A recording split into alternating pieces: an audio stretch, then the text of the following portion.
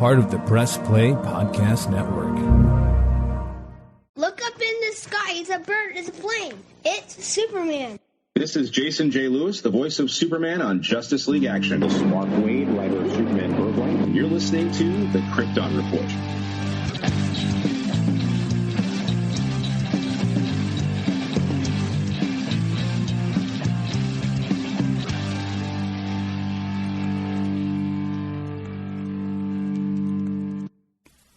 Hey everybody, today's special episode is an awesome interview with a new guest, but I do want to point out we had some technical difficulties that we weren't aware of when we were recording.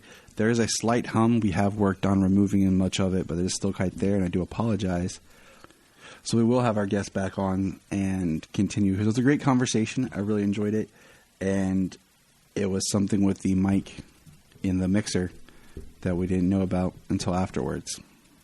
But enjoy the episode. Welcome to the Krypton Report. I am your host, Tyler, the Superman of Blue, the Man of Tomorrow, and with me is not that lovable, cuddly man, James. I have a special guest. That's right. As a lot of you know, I say online, if you ever want to actually podcast, try a podcast, talk Superman, just send us a message. We really enjoy talking with other people about Superman. And today, I have a special guest. Welcome, Steven. Welcome, Steven. Thank you very much for having me. You're welcome. We were going to try this back last month, right? Earlier this month. I can't time. Yeah, I don't even know what month it is. Is it June? It all runs together anymore. It feels like. And there was one whole day that I was living thinking it was Thursday and it was only Wednesday. So when the next day rolled around, I was all pumped. My wife's like, "It's Thursday, Tyler, not Friday." I was like, "What?" I was like, "Dang it." In fact, I think it was Superman Day we were supposed to record, or on Superman Day. It was close to it, yeah. Yeah. But as you can hear, Steve is not from my neck of the woods. No. He's from a nice little place across the pond. That's the expression, right? Across the pond, yeah. Yeah, I guess so, yeah. Yeah.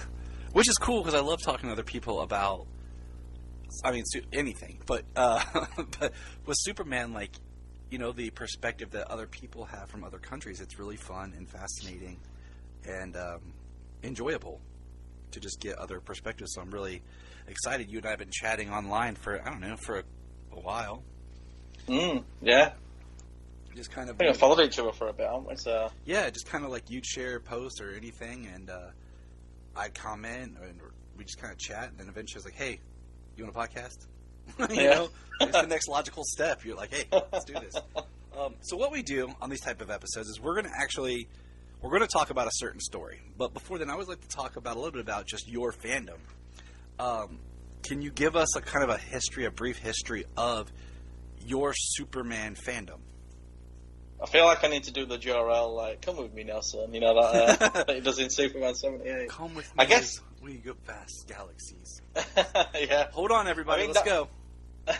That's where it actually starts. When I was like 3 or 4 years old, my dad put Superman 78 on for me, and that was the first superhero thing I think I ever saw. I mean, I might have seen He-Man before then, but I don't count He-Man as a superhero. He's kind of like a different genre, although I just kind of cross it, if you know what I mean. 'Cause I suppose it did start as a comic and a figurine, so...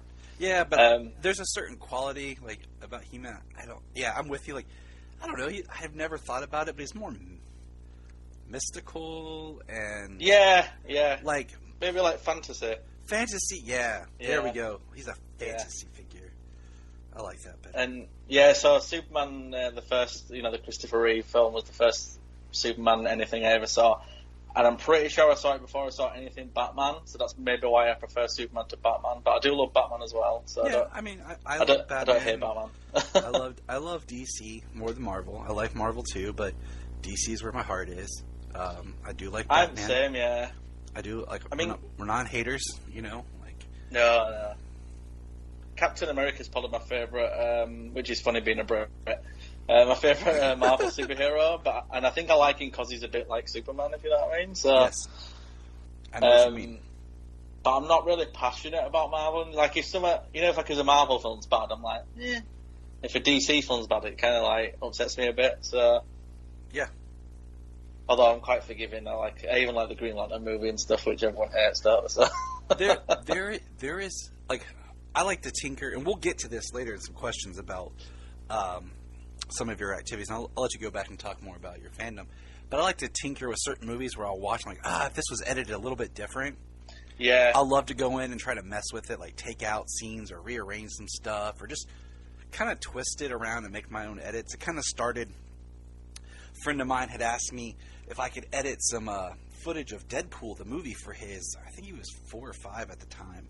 And I made like a little 10-minute Deadpool, the first film, like edit just for, a kid to watch and just feel like, I'm watching Deadpool, and then it was just kind of like one of those things, like, this is kind of cool. And then you watch a movie like, they should have done this, especially like with Green Lantern, because the way it starts, you're like, man, if they would have reorganized a couple of things. And and one of my edits was starting with Hal, and when his eyes, like doing scenes of his dad blowing up, and then his eyes pop up, instead of having him have like the visions while he's piloting the plane, it happens before he gets up in the morning. Well, I've long thought if you re-edit that, you could probably go get the raw footage of that film, re-edit it, and make it into a much better experience. There is someone could get in there, and this isn't the Green Lantern podcast, but I think you could retweak that film and make a better movie than what it is. Definitely, So, but no, if I had to say I hated a DC film, the only DC film I would say is probably Catwoman. That's a pile of garbage. I've never actually watched the whole thing. I think I watched half an hour of it once, and now I'm not watching that ever again.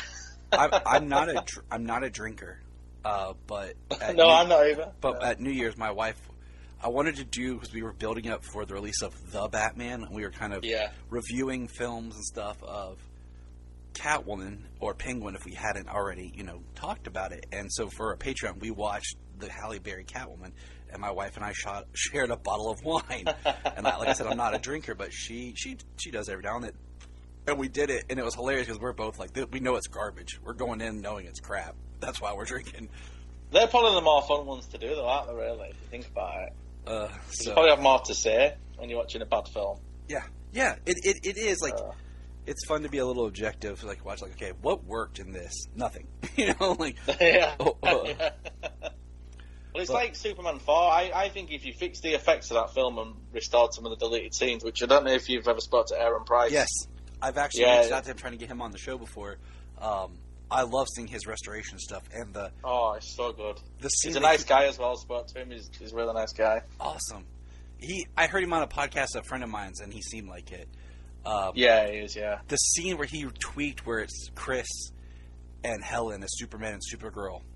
Oh, God. Chef's kiss, I just always think I wish he'd have been in that film, like that. I actually do quite like that. That's a bad film I like. Supergirl, I've got a soft spot for it because it's part of nostalgia for me. But if he'd have just been in it, I think he would have elevated it just a little bit more.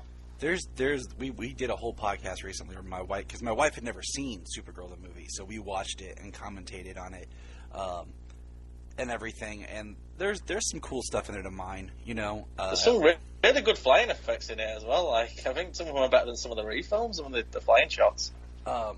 It is because, like, I don't remember off the top of my head now the production people behind it, because it was some of the same people who had just been working on the Reese films and were working on always perfecting the certain techniques, so they just kept elevating it. And then well, they later went to Superboy, a lot of them as well, didn't they? And some of the shots in that are actually pretty good now, even for a TV budget.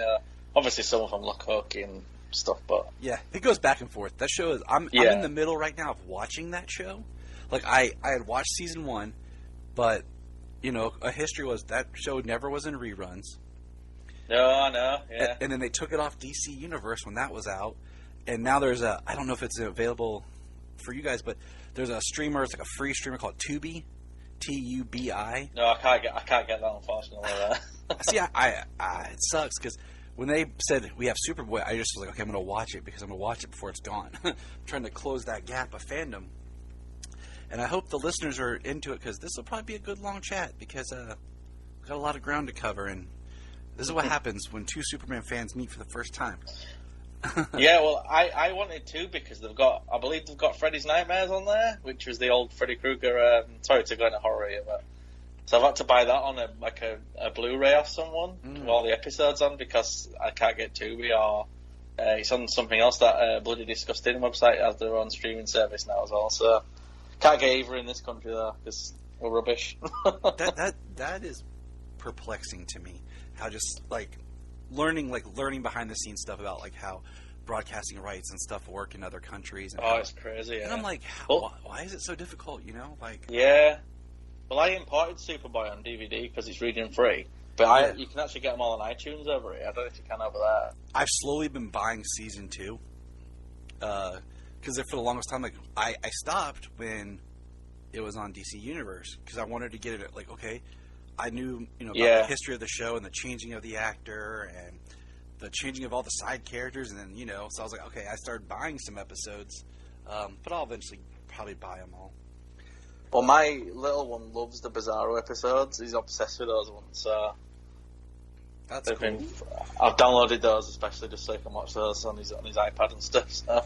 My son gets mad every time I watch Superboy because he's like, "That's not Superboy." I'm like, "I know," and he knows about the pre-crisis, post-crisis, I'm like and stuff. I've told him and taught him, and he's 7. He's like, "It's not Superboy, Dad. It's just Superman, and they call it Superboy." I'm like, well, kid, you're right. Okay, I'm not going to argue with you. They would have made a Superman shirt. They could have done Superman, but they only had the rights for Superboy. That's why they did a Superboy TV series. I'm glad in a way that it's Superboy. It's good to have that. It's crazy to me. It's such a part of Superman fandom that's forgotten. Yeah, I mean, I wish if I could have seen that when I was a kid, I think I would have absolutely ate it up. I mean, I caught it years later. I don't know if you know about Sky Television over here. I've heard about it. They had a few episodes on Sky, and I saw them in maybe 1998 or something, and I was like, "What the hell is this? It's ripping off Lois and Clark," and then not realizing it came out before Lois and Clark. So I was wrong. Well, going back to where you started, I have an infinity love for Superman 4 because I remember it felt like that was always on basic cable every time I was at my grandparents' house. And one time I saw an episode of Superboy, and for years I told people there's a Superboy show, and they'd be like, "No, dude, you're thinking of Lois and Clark." No, I'm not. There was a Superboy show. And I was young, so I couldn't hit the convention circuits or whatever. And then when Superman Returns came out, is when they released the first season on DVD. Which is probably the worst season, ironically, but yeah. It's the easiest one to find. Yeah. And I was like, there it is! I knew it existed. But here's some other questions for you. Oh, also, sorry, anyway. You're fine. I do go off on tangents, I apologize. No, you have no apology needed. You tangentialize as much as you want because that's what heroes do. I actually prefer Superman 4 over Superman 3. Well, can I just mention something about Superman 4? When I was a kid, that was my favourite because Superman fights the bad guy in it, in a proper fight. And as a kid, I didn't notice the effects were bad and stuff. Right. So I agree. Same. I think I still prefer 3, though. I think if they restored 4, I think 4 would leap over it. Now, let me ask you a question. Have you ever watched Superman Redeemed? Is that when somebody mixed 3 and 4 together or something? Yes. No, I haven't managed to get a copy of that, unfortunately. Okay. I'm not a huge about a lot of fan edits and stuff, but Superman Redeemed does such a good job of mixing elements from the Lester Superman 2. So it's kind of it feels almost like it's the follow up to the Superman Richard Donner cut in a way because it mixes elements from Superman 2 and makes a great narrative using Superman 3 and 4.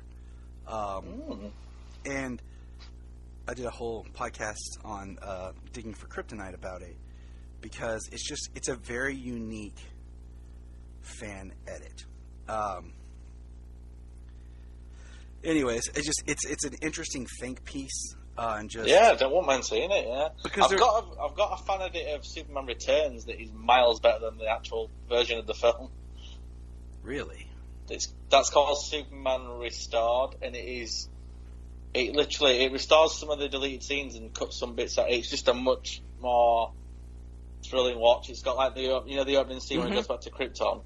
Yeah. It starts off with that, so it doesn't start off with some text on screen saying it disappeared, blah blah blah, and he's done some edits for little things. Like there's a bit where, do you remember when Superman goes to stalk Lois? He's cut a lot of that stalking Lois stuff out. Yeah. But I mean, do you remember when he goes to a house and he's Yeah. flying because he's upset afterwards?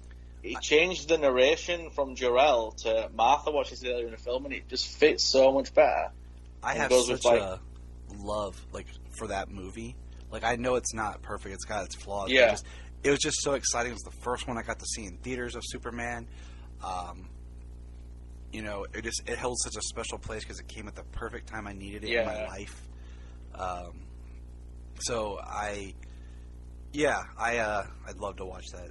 And I think if you had, sorry, go ahead. I think if you had, I think that's another one of those films. If you go in and kind of re-edit bits of it, like I think the color grading was a bit rubbish on it and stuff like that, like little technical things as well.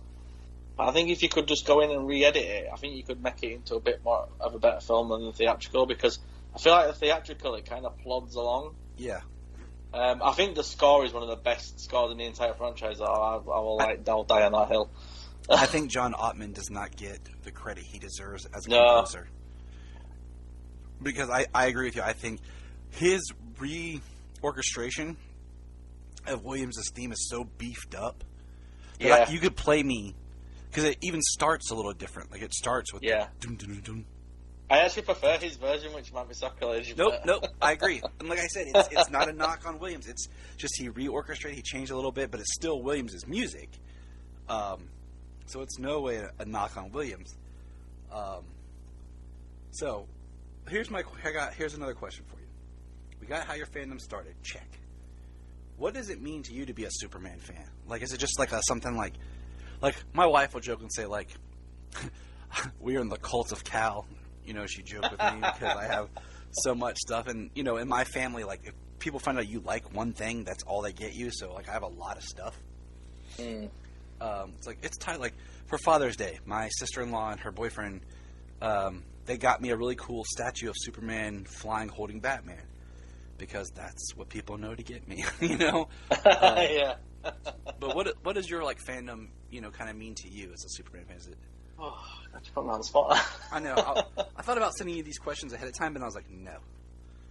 It's better in it sometimes. I mean, it might sound daft because, like, obviously I love my family comes first of everything, but, like, Superman is, like, everything to me, and he's like, I support, like, a sports team over here called Chelsea. I don't know if you know about football or you play soccer, are you? Mm-hmm.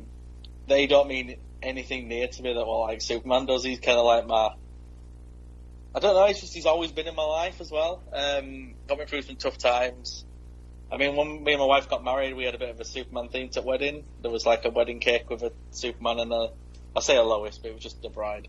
That's awesome. I walked in on my wedding to the Darth Vader march. So. Oh, that's brilliant! I love that. Yeah. She planned it for me. It was awesome. Well, it's a little on the other side on the darker side, but Yeah, well, we walked into the reception after to the Superman theme. With pianist was playing it for us, so that was quite good. That's awesome. But yeah, I think it's one of the reasons. I'm not saying I'm not a super good person. I mean, I have my moments on Twitter, and I'm sure you've seen. But I feel like Superman's morals and stuff is what has kind of shaped my morals. I mean, obviously my parents as well, because I got brought up. It's kind of like, when, not to get too political, but when I see like people being racist. Yep. It's almost like I can't compute it. I'm like, I just don't understand why. No, I'm with you.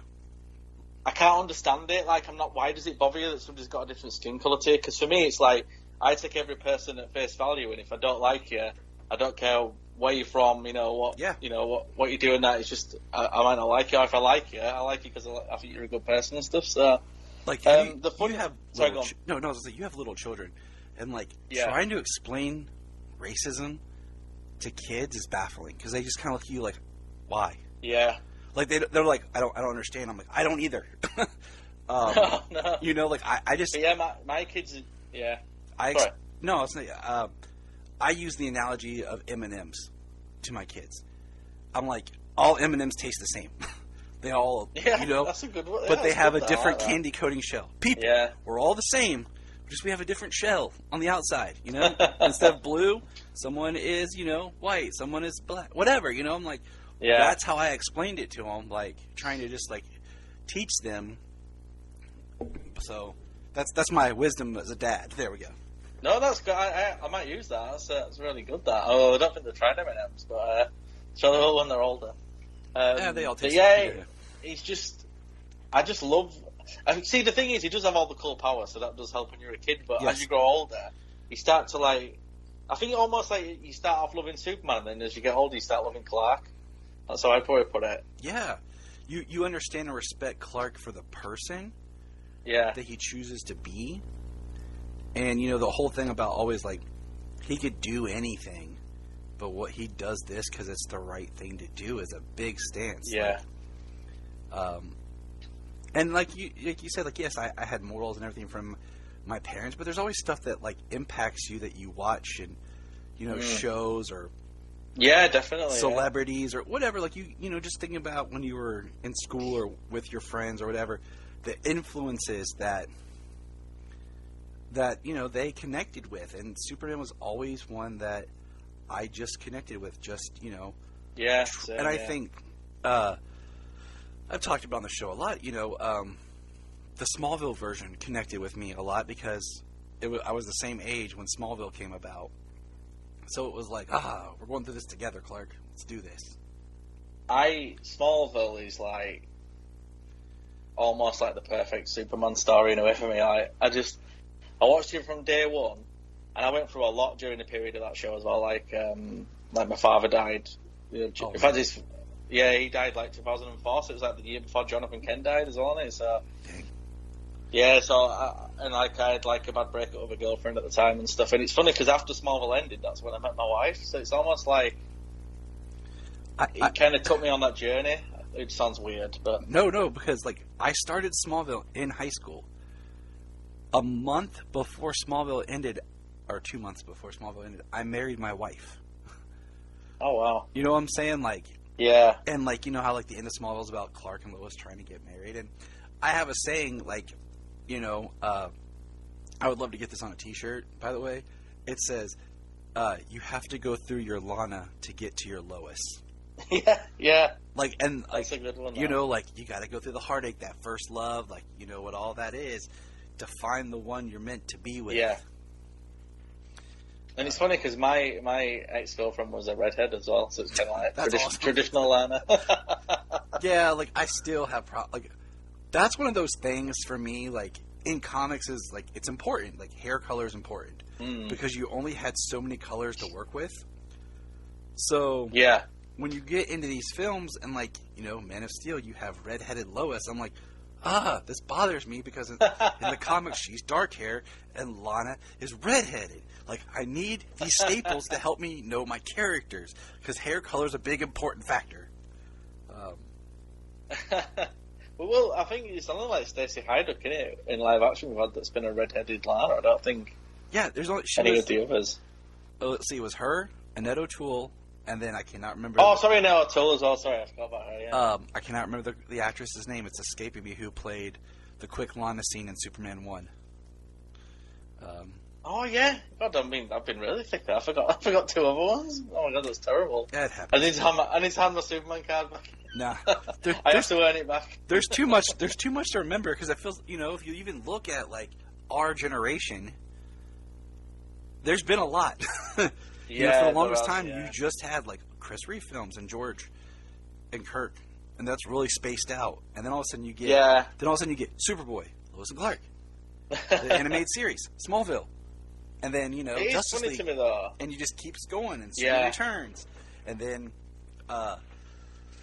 you have a short reprieve, and you just have other characters, and then, boom, Man of Steel, into Supergirl, BVS, then Superman and Lois. So it's just Yeah. So what is your favorite version of Superman? Superman the Animated Series, I can tell you right off the bat. All right, then here's another follow-up question. Which voice do you prefer, George Newbern or Tim Daly? I prefer Tim Daly, but I love George Newbern as well. This is something I was going to mention. Like, you get a lot of people who've kind of like, they kind of like I think we're seeing a lot with Star Wars now, where they kind of cut out the new stuff. I just love Superman so much. I like all the Supermans, so Yeah. I don't think there's anyone I've disliked. But with the voice, Tim Daly, if I read a comic, it's Tim Daly that the voice I hear. So last year, I got to interview George Newbern, and I told him, I said, this has always been a question, and I said, I finally figured it out. Like, I picked your voice, and the reason being is because of the lines that you got to deliver. I think he got more, like, I would say emotional material and stuff. He got more to bite. Yes, and that's exactly it. It's because, and he's done it through multiple mediums. So, like his speech about being good in Superman Shazam, I love.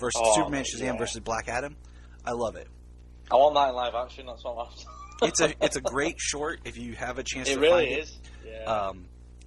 He does the lines in For the Man Who Has Everything, with the Black Mercy. Yeah. Which is a powerful, emotional episode that gets me every time. And then, of course, he gets the lines in Destroyer where he talks about, walking his life through cardboard. And having to hold that. I mean, Tim Daly had some stuff like when, what's it called? That Dan Turpin died and stuff. Yes. Had a lovely speech at the end of that. I think they sound quite similar, so for me, and it's kind of like, is it Christopher McDonald who was Jor-El? He did Superman in Bottom Beyond. Yes. For me, I just can't think of it right. He's a bit older in Justice League, so he sounds a bit more gravelly. Then by the time you get to Bottom Beyond, he sounds like Jor-El because he's like an old man. So right. I'll take it. That's kind of my headcanon for it. Hey, my headcanon is, and there's no real super reason for this, but my personal headcanon is in Superman the Animated Series when he races the Flash, it's Barry Allen. And that's why when he sees Flash again, it's a little different because it's Wally. And that just it builds a whole back history of what the Flash has been doing in my mind, Yeah, no, I can go with that. It's like that, that Legion of Superheroes cartoon. Yes. It doesn't quite fit, but I think you could slot it in there if you really... We started reviewing that cartoon back in 2019, and then of course DC Universe left, and so it was put on pause, and then I just got to buy it on Blu-ray, and we're gonna pick it back up and start reviewing. Yeah, I think season 2's the better of the two seasons, but I think season 1's still good. But season 1's more like a Silver Age type thing, where it's a bit more lighthearted, and then it gets a bit darker in the second season. So, what would you say is your favorite Superman movie? And it can be animated or it can be live action. This is hard. See, Superman 78 is always going to be. I sort of cheat when I do my rankings of films. Like, I put Superman 78 and Batman 89 in this they're kind of like on a Legends list, so they kind of can't be touched. And then I have like other ones that join it on the Legends list. I know that sounds really stupid. No. Hey, we all have our special rankings on stuff. Like it's There's no wrong answer to any question. We're not snobs here. You know what I'm saying? Like there's enough different versions and variations of the character that's appeared that everyone has their first Superman. Of course, yeah. Like which one are they going to see? Like for my kids, I wonder if like their first Superman is going to be more along with like Man of Steel, or if they'll be Superman and Lois, Tyler's. Like, will that be the one they identify with? Is that Superman? Well, there might be another one, but it's time I don't know how to. But it's going. But I think Man of Steel is probably my favourite right now, if that makes sense. Yeah, because sometimes right now. Yeah, because sometimes it shifts. Like you're just in the mood, and that's talking to you right now, and that's where you're aligning yourself with, and then maybe down the line, you're like, you know what? Actually, I'm feeling this now. I kind of feel like the stuff Zack Snyder did with Superman and that as well. Like, I think he took a lot of risks that I think will benefit the character in the long run. And I actually think Man of Steel probably holds up better now than it did when it came out. And I think if it came out now, I think it would be a lot better received. I think it's because it was a bit ahead of its time. Yeah. I mean, that's how a lot of Snyder's take on characters and stuff has been. Is like he's got to slow it down, Zachy. Slow it down, buddy. But I feel like with Man of Steel, it's just the score to that as well. Is like if you're going to update Superman's score, that's the perfect way to do it as well. It's just it's just flawless. Do you remember that Superman 75 short Oh, yeah. cartoon, like, just listen to it sometime, of where it starts with the John Williams theme, and then it blends in the middle into the Man of Steel theme. It works really well as well. And it works. And I will tell you, since Man of Steel came out, my alarm on my phone to wake up to has been the same thing for 9 years. It's the Man of Steel track, What Are You Going to Do When You're Not Saving the World? Yeah. That's what I wake up to.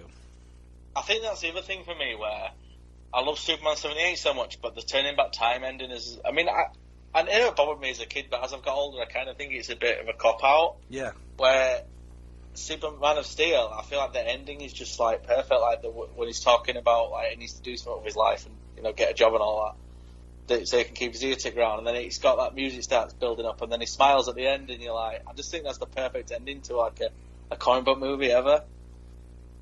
Well, for me, anyway.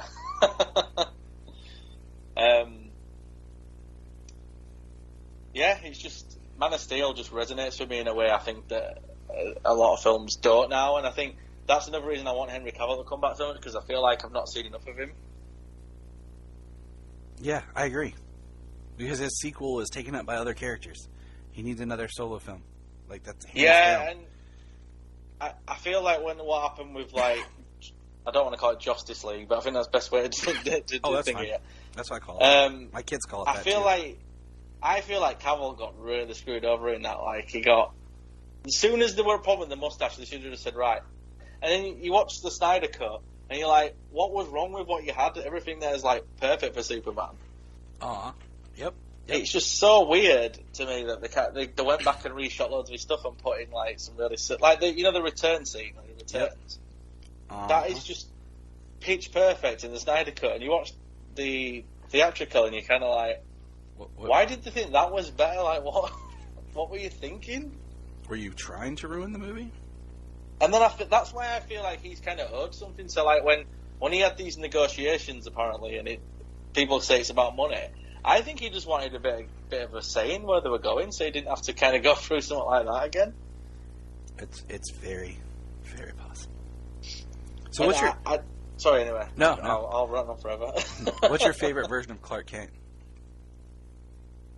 Probably Tom Welling, if I actually think of... Because the thing is, with Superman, you've got all the different layers to him, aren't you? So... And he did, 10 years as Clark? So... If you could have one Kryptonian power, what would it be?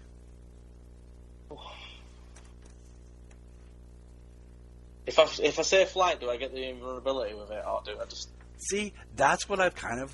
Like, we've come to figure out, is like... Well, you kind of need the invulnerability for the other powers to kind of work. Yeah.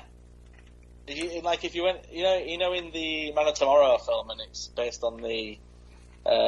what's that book? American Alien. Yes. Where he puts the goggles on and that. You probably would need to do that, because you'd have bugs and all sorts flying into your eyes. Well, it's like so many times when they have the Flash, like... He burns through his clothes and stuff till he learns how to, like, control his lightning and everything around him and everything, like... So it's just like, yeah. All right, here's a controversial question.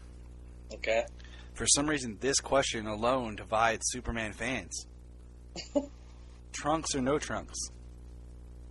I don't care. Either way. I've come down to... In live action, I prefer no trunks because I think you can make it work. But, then they did, like, the Kingdom Come styled suit, and the trunks looked pretty good. That's probably my second favourite ever live action Superman suit as well. I think part of what helps that is not having the bright yellow belt. Yeah, I probably agree. But then again, I think if you go back and watch the Superman Christopher Reeve, that suit still looks good considering it's like cloth or whatever. Yeah. Spandex. Yeah, I'm not fussed. I mean, if you ask me if there's something I really want, I'd rather have the S on the back of the cape. See, every time. Now, would you want the gold S or like the black New 52 style? I would not be fussed. I think if it was Superman and Lois, I'd have the gold, but for Henry Cavill, I'd probably have the black. I can go with that. On the red. One of my favorite things they did in the New 52 is I liked that in one of the books, Jor-El takes off his cape and wraps Kal in it. So Superman's cape is Jor-El's. cape. Oh, I like that. That's and good. then in Krypton, the series, they kind of gave a nod to where Seg's grandfather, so it'd be Kal's great-grandfather, has the black on the back of his cape. But yeah, I agree with that. Like, I would like to see on the back of the cape. By the way, Krypton, they shouldn't have ended it. I love that. That was such a good show. I had really hoped that they would do like they had done with Babylon, or not Babylon. Battlestar Galactica, and do like a TV movie or something to like wrap up. Yeah, I've said that. Just finish it off. Give it a nice send off. Yeah. Unless they want to like do a time travel plot for season 3 of Superman and Lois, and bring in Seg and kind of bring that in as background. Lobo, Brainiac, bring them all. I mean, I think I would just canonize it. The only thing you need to do now is give Superman a cape with a S on the back to match up. What episode was it? There is an episode of Superman and Lois. If you watch it, I want to say it's like the first or second episode of this season. The camera pans, and there's a person like selling Superman merchandise. Oh yeah. And behind them is a cape with the yellow S on the back, blowing. I wanted all that merchandise. So I'm like, so many good things. So I'm like, okay. So maybe at some point he had that cape, or he's gonna get it back. I don't know. In your stories, do you prefer the Kents alive or dead? I actually prefer them alive, but if they're dead, they're dead. Yeah. But I think if I was rebooting Superman now, I would have them alive in the next one. Yeah. I think for Superman and Lois's purpose, I think it works them being dead. I think that's... Well, he's older as well, isn't he, in that? So. And that's where we need to move him in the evolution of his character. Because in a lot of ways, this Superman is the farthest in life that we've seen, Yeah, which is why he's gone back to Smallville, hasn't he? Because he's older and he's got a family and... Exactly. But if we were doing a film or, something like that, alive. Now, something else that we share in common. We have children. And those children like a certain character named Scooby-Doo. Yes. Which is your favorite Scooby-Doo character? Probably just Scooby. I just love Scooby-Doo. I used to like Scrappy-Doo as a kid until I found out as an adult everyone hated him. I was like, what? You're like, yeah, I don't like that. What are you talking about? Because he was the villain in the film, wasn't he? I remember thinking, why is Scrappy the villain? And everyone was like, because everyone hates Scrappy. And I'm like, did they? I didn't know this. You're like, yeah, we do. Yeah, that's right. Scrap. Well, it's funny because I remember watching those films when I probably were like a young teenager at the time, and I thought they were terrible, but watching them with my kids now, I actually think they're really good. Those like they're not like great films, if you know what I mean. Like the best written, but they're fun. I like the second one better. Yeah, the second one feels like what the first one should have been, doesn't it? Because it's like a mystery. Yeah, it feels like where the first one is real monsters. Yeah, like it's an episode of Scooby-Doo with them grown up and all that. So yeah, it totally feels like it works. I really want Scooby-Doo and Superman because I get tired of watching these Scooby-Doo team up with everyone. Thank you. Guess who? It was Wonder Woman, Batman, and the Flash. I'm like, well, when's he going to team up with Superman? And I wanted it voiced by Jason J. Lewis. Oh yeah, that'd be good because he does a good voice. Yeah. League Action, because the other voice actors were the League Action voice actors, and Justice League Action is a show that never quite got the love and attention it should. Great show. Yeah, I think they did so well to get those stories out in 10 minutes. Yeah, they did. I mean, the show is great. It's one I actually bought on iTunes when it came out because I didn't have cable and I wanted to watch it with my kids. And yeah, my son was only like 1 or 2 at the time, but they're there. I have them to go back to. They're perfect for this generation because I think kids nowadays, like, they don't have the attention span I think maybe we had when we were kids. But it's so interesting because if you go back and watch old cartoons, they were shorts. Like 10 minutes. That's true, actually, yeah. Like, my daughter loves watching old Bugs Bunny. She won't watch the new Bugs Bunny, but the old classic Bugs Bunny, she loves it. Same with Tom and Jerry, though, and Tom and Jerry was hilarious. I mean, I think over here they kind of tried to ban it at one point, said it was really violent, but I'm like, it's cartoons. Yeah. We're going to fight. Chill out. Also... But yeah, there is supposed to be a Scooby-Doo and Krypto film coming back. I don't know what's happening with it, because I've not heard anything for like a year. Yes, you and I talked about that. It was supposed to be... I'm hoping... Do you think they're waiting for this Super Pets film, then? Yeah, I'm pumped for that movie. I can't wait to buy tickets. I can't wait, yeah. I'm taking my kids to see it in some holidays. So. Exactly. I can't wait. It's going to be so nice to just, like, I love when the trailer comes on. But yeah, I remember seeing that talked about, and I don't know, maybe it'll come out next year. Because, I mean, there for a while they were releasing 2 Scooby-Doo movies a year. And then the last Scooby-Doo movie they released, I bought it for the kids, and it was Scooby-Doo meets Courage the Cowardly Dog. I didn't really like it. Yeah. It's like it wasn't very good, wasn't it? No. It's the past few have not been that good. I like the Halloween one. I was about to say the Halloween one was good. Yeah. But because it's funny because I forgot Elvira was in it, and my kids started talking about Elvira over there, and I'm like, how do you know who Elvira is? And they're like, how do you know Scooby-Doo? And I'm like, oh yeah. And I'm thinking, thank God. yeah, you're like, okay, that way, good job. But I didn't when they first did the Return to Zombie Island. I feel like that's when they started not being good. Yeah, I got that for kids, but I hadn't actually watched it with them. We watched it, and my kids, like, my daughter loves Scooby-Doo. She constantly watches Scooby-Doo. And that was one they watched once and did not like, and I was like, oh, that's a shame. And I'm like, dang it. But they love the Halloween one. Like, she'll watch it anytime. Yeah. And then there was, like, the Legend of the Sword, or like, it's like King Arthur-ish. It wasn't bad. But, and side note, I don't know why they haven't taken advantage and done a solo Hex Girls movie or the Hex Girls cartoon, because right there, those characters are awesome and perfectly primed to be more than just randomly appearing in Scooby-Doo. But we digress. Maybe they will one day. You had mentioned earlier, you are a horror movie fan. Big horror movie fan, yeah. And you have that's probably my second love. You have a podcast, the Slasher Videocast. Slasher Vidcast, yeah, but I've not done it for a while. I'll be honest, I kind of lost my passion a bit for podcasting for a while, and I thought I'm not going to go back to it till I really want to. So I understand. But sorry, go on. No, I understand that. I think I will be rebranding it though, because I think I don't just want to talk about horror. So I think I might do a superheroes and slashers and have like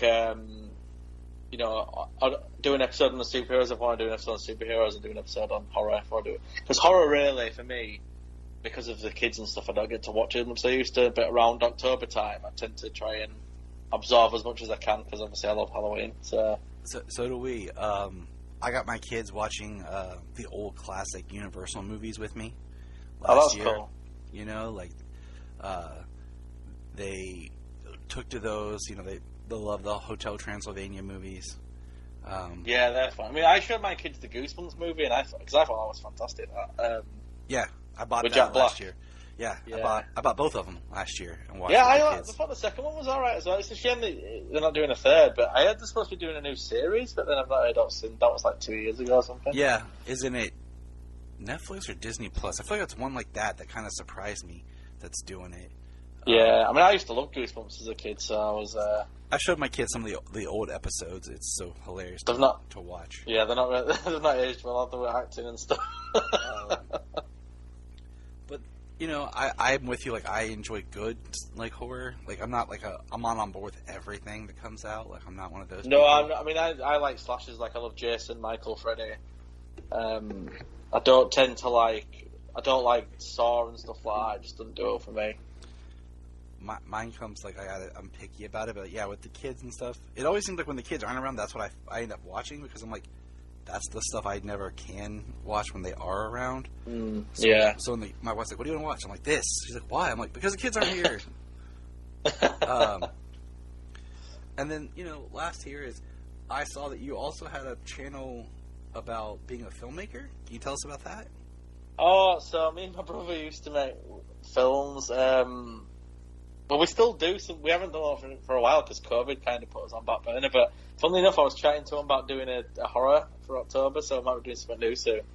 That's the Marshall Brothers one, yeah. I watched your A Revenge to Die For. That was right. I had nothing to do with that. That was my brother. He did all that by himself. I watched. Yeah, because that's him. That's him in the film. That's my brother. Because I was like going through. I was like, "Oh, this looks cool," and I watched that. We did a mixtape one called Shablam, which was like a Shazam thing. Nice. I'll watch that. I'll look at that. It's like 30 seconds long or something. It's not even long. It's so funny. Well, I think it's funny. Probably into you. Hey, that's what matters, right?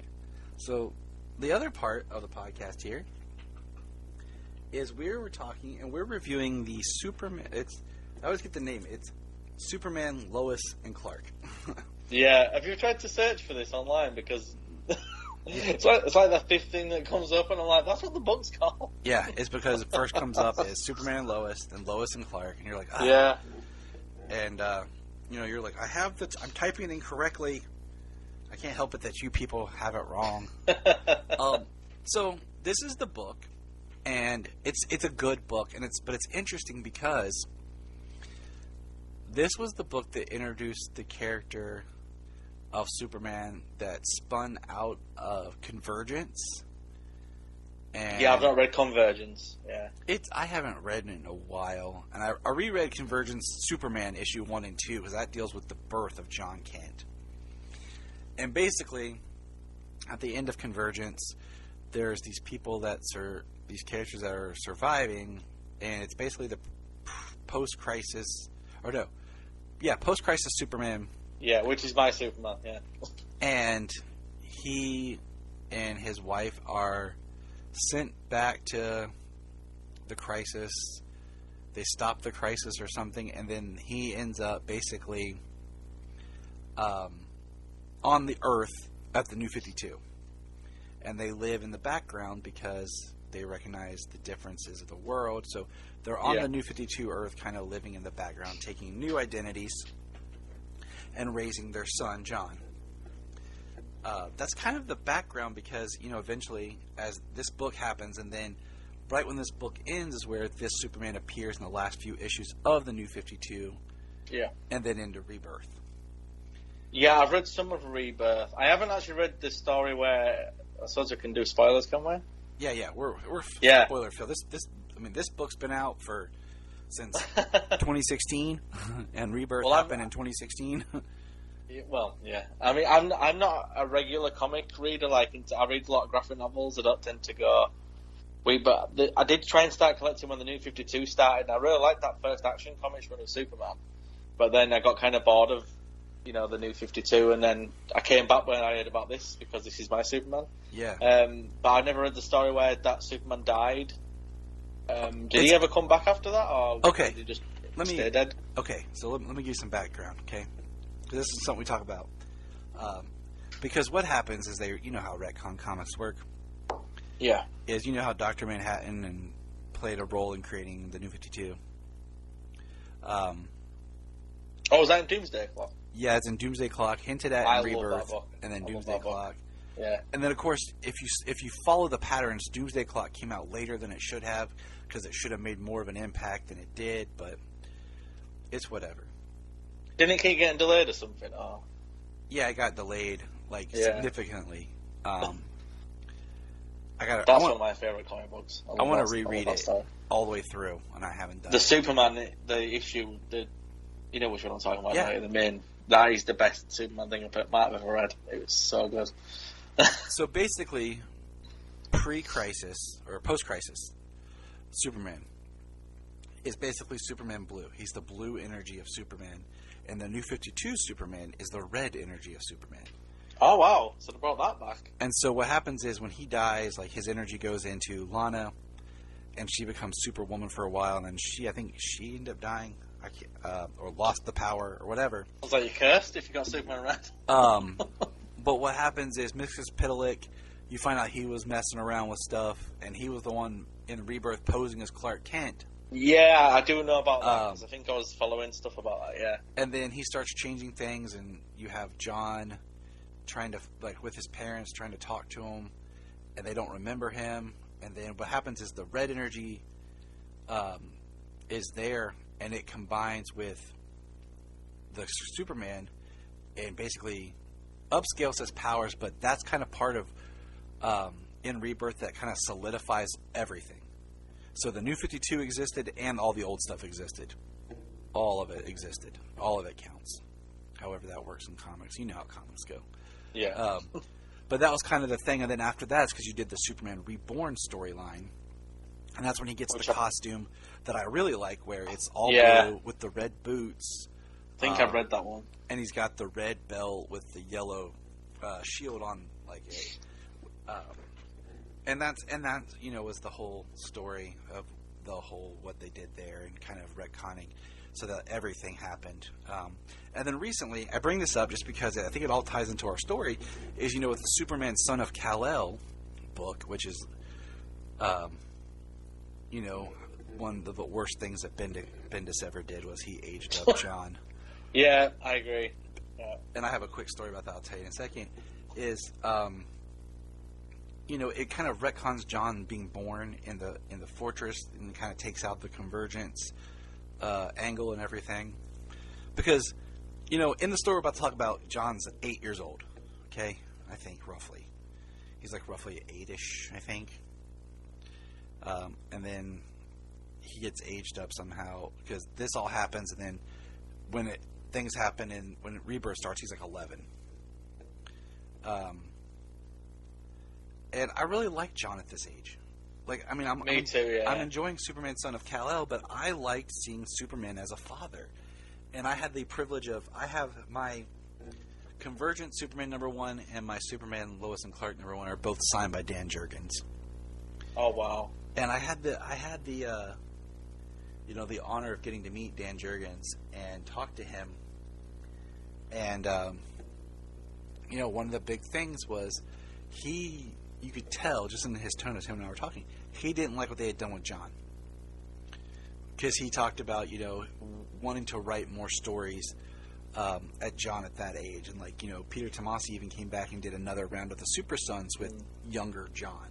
Yeah, I read some of that. It's really good, that stuff, yeah. And I really enjoyed that. And like I said, the Son of Kal-El stuff's great, but I loved kind of identifying with Superman because, in a way, all right, it was 2015 is when Convergence happened. Superman became a father in the comics the same year that I became a father.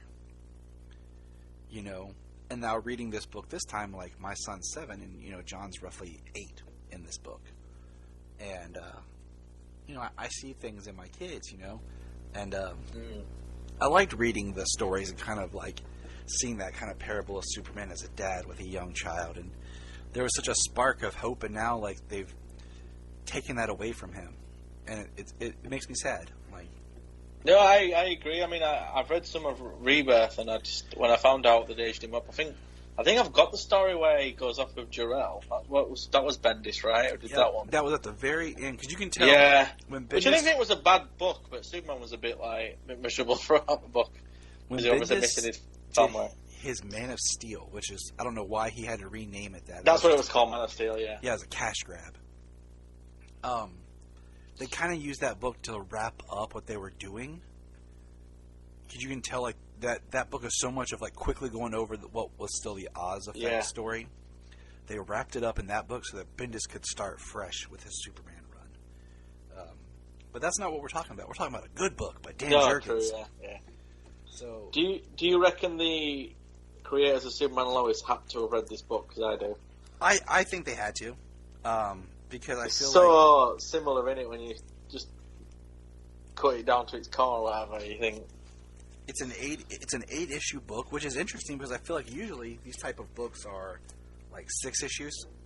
Yeah, but it's an 8-issue book. It's a good read. I love the art. I love the black suit.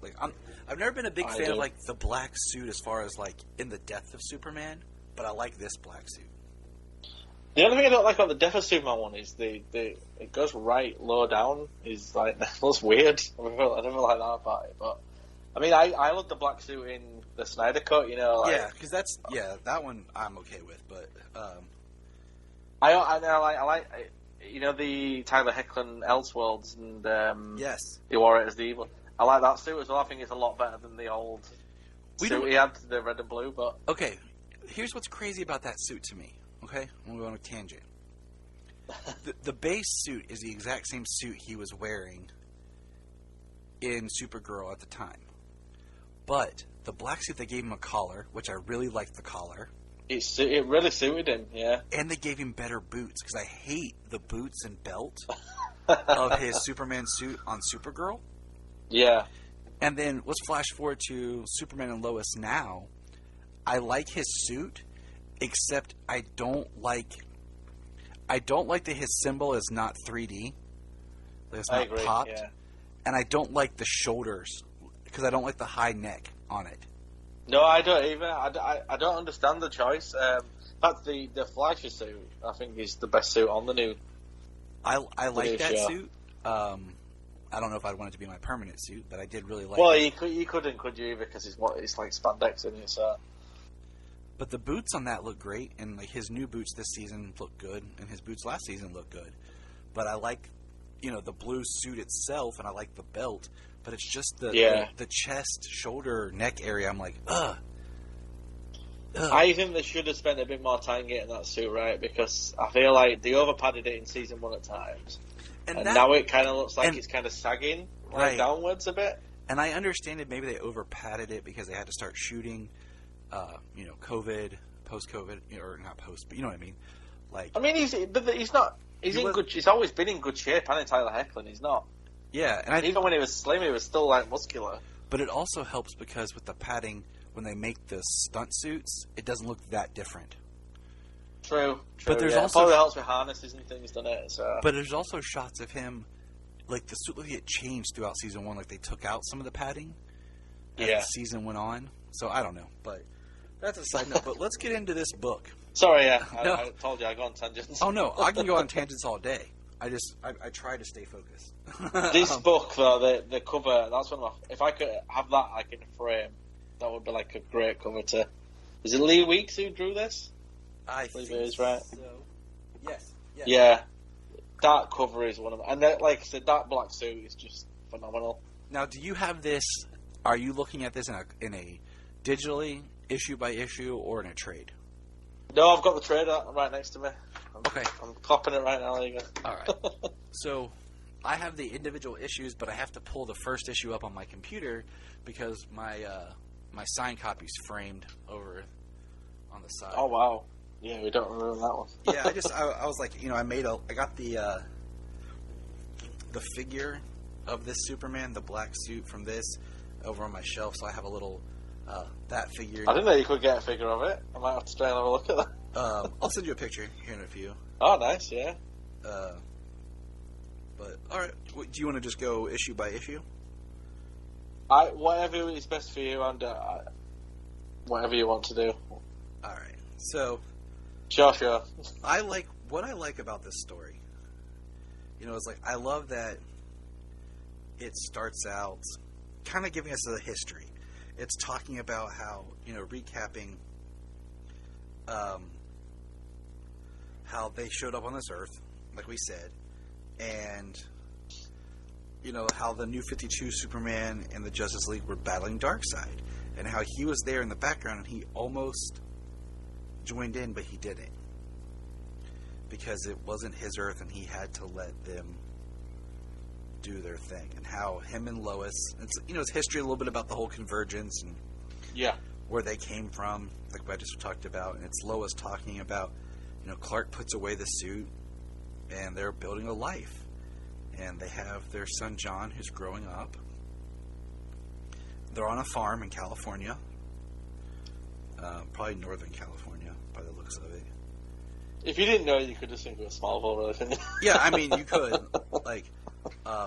And then we see that Clark has this black suit and a beard because he's trying to keep a low profile and not be known. And they adopt the last name of White, which I think is cool because it's like Perry White's kind of like the third father figure to them. Yeah.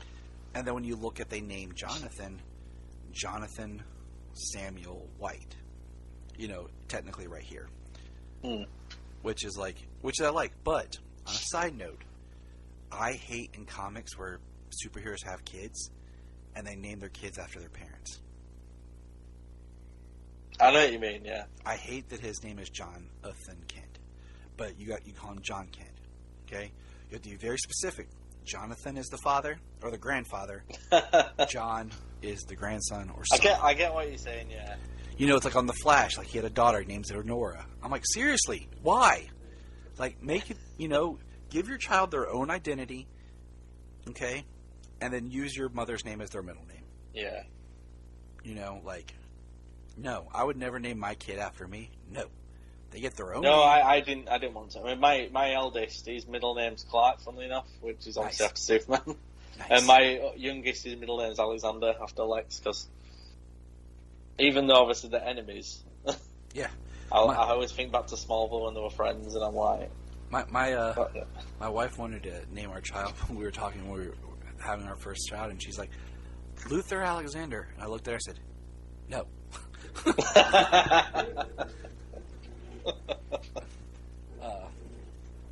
Sorry.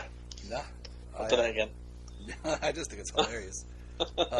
So, all the beginning is just kind of set up. You know, we're getting used to their life, what Lois is doing. You know, she's writing a book. John's going to school, and Clark's going out in the world as this Superman, and we find out the Isn't Excalibur. the first thing he does is rescue Henshaw? Yes. Yeah. He saves Hank Henshaw, the Excalibur, and he knows, he debates whether or not he should actually, interfere or not. And he does, because he knows what happened to Henshaw before. And then the issue ends where Jonathan's like watching it on his phone. You can clearly see the way the character is done, that Jonathan has a strong journalistic instinct like his parents. Yeah. He inherited that from his parents. Do you like me though? Always kind of think of like Lois is more the reporter. She's that's like her thing in it. She's the reporter. I feel like.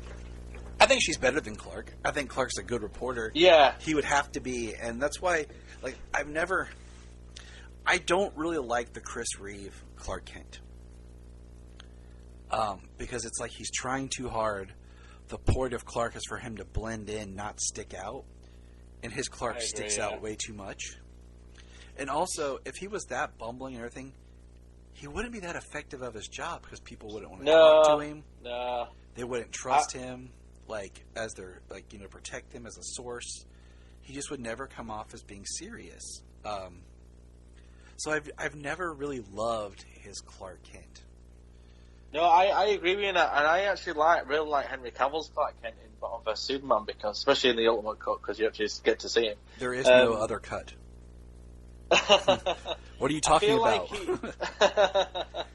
I feel like he in those Clark Kent scenes get really overlooked in Batman vs Superman as well. But you can kind of see how he's kind of like his Clark is just kind of like he's almost reminds me a bit more of the Birthright Clark, where he's kind of like people kind of forget he's there. He doesn't really. It's funny because Henry Cavill stands out, but I feel like as Clark he doesn't. He kind of just mingles in, and I feel like that scene where you see him go to Gotham and stuff and actually be a reporter, and that's some of the best reporting Clark Kent I think I've ever had in live action. I think I prefer my Clark more like that. In fact, I actually think the best Clark is probably on Lois and Clark. I love Lois and Clark, and I really like the little differences of the Clark that we see on Superman and Lois. Yeah. Tyler's I think Tyler is kind of like an amalgamation of 7 different versions, and he kind of takes little bits from each of them. And I don't think he's necessarily intentional, because I know Tyler's not watched a lot of the previous Superman stuff, or so he claims anyway. And I feel like he kind of reminds me of I'll just bear over here. No. Friday the 13th, Derek Mears. I don't know if you know, he played Jason in the remake. And then also played Swamp Thing for our DC fans. He did. Yes, there you go. It all comes back to DC. I feel he was kind of fortunate in a way, but I don't mean that's a bad thing, but kind of because he got to come after everyone else. So he could kind of take all the best pieces. Yes. And I feel like he was the same in that role. I think Tyler's absolutely amazing as Superman. I think his Clark's better than his Superman, personally. But I think his Superman's great as well. I've said that I feel like in a lot of ways he's the greatest hit Superman. In the way that the writers took each version of the character, wrote what they liked about that characterization, and then found out a way to put that into their scripts and stories, and they've been able to just put it all in a blender and make this version. Well, I think in the... Sorry, I'm going on tangents again, but I think in the crossover stuff, I think his first 2 appearances on Supergirl were perfect. I think they absolutely nailed the writing. I think after that, they they didn't quite hit it right. They did some poor decisions in my opinion. I think after that the problem is they couldn't have him overshine her. It was her show. But don't you think that they already did that in the first 2 episodes? And that's the thing is like he came in for that, and it was like, okay, cool. But then people liked him. They wanted it back, and they gave us more. Yeah. But they're like, well, we can't have him do too much stuff to overshow everybody. So he came, because we did, right before Superman and Lois premiered, we did like a look back where we watched every appearance that he did in the Arrowverse and talked about like, the character. And that was kind of what we came to, was they had to put him in the background. They couldn't have him be too good up front. I think there's ways of writing it, though. Like, I think the way they wrote him in those first 2 episodes, I don't think he did overshadow her. I think he was kind of like a bit of a... It was exciting to see him because it was the first time he'd seen him on it, but I feel like they did a good job making them more equals, and after that I kind of felt like they just kept putting him down. And, I'm with you. I'm with you. Like, And I almost feel like Elseworlds almost got him back on, on the good trajectory, but then they kind of messed it up again towards the end. And then Crisis, I just think he might as well not have been in Crisis. Crisis was fun to have him, but they gave, Brandon Routh his time to shine because they knew that he was getting his own show. I mean, the Superman fighting, that was great, but I just would have liked to have seen him, because they knew he was getting his own show when they did that, so why didn't they just kind of make him stand out a little bit more?